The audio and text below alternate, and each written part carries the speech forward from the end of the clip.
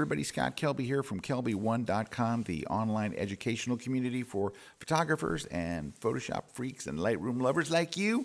And today we have a drop shadow technique. It's just a real quick little simple neat drop shadow thing. So I needed this, what you see here, for a project I was working on.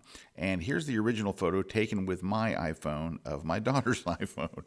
So I selected this and got it out of there, put it on its own layer and brought it over here. But of course, when you select it, I don't have all the shadows, and I had to create these shadows, and that's what the tutorial is about, because this is wildly easy. So here are the shadows. Look at the shadows under the legs of the tripod.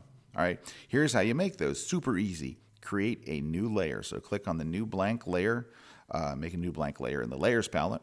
Then you're going to go get the brush tool, make sure black is your foreground color, and you're just going to click under the legs. Now it's going to look really fakey and stupid like you see here.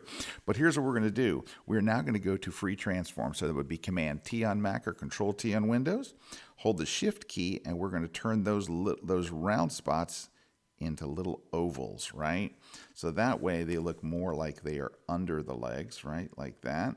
And we can even, if you want to, just squeeze them in just a bit so they're not so round.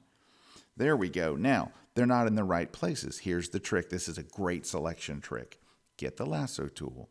Make a big loose selection around one of the shadows you want to move.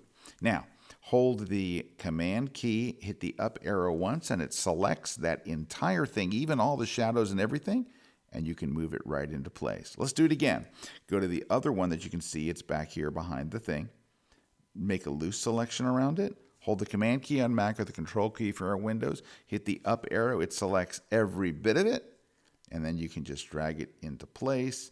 And once it all gets there, then you can go to the layer and just lower the opacity just a little bit and make it look real. And there you go, and that's your thing. Thanks for watching, everybody, and have a great week. Stay healthy and safe, and we'll catch you next time.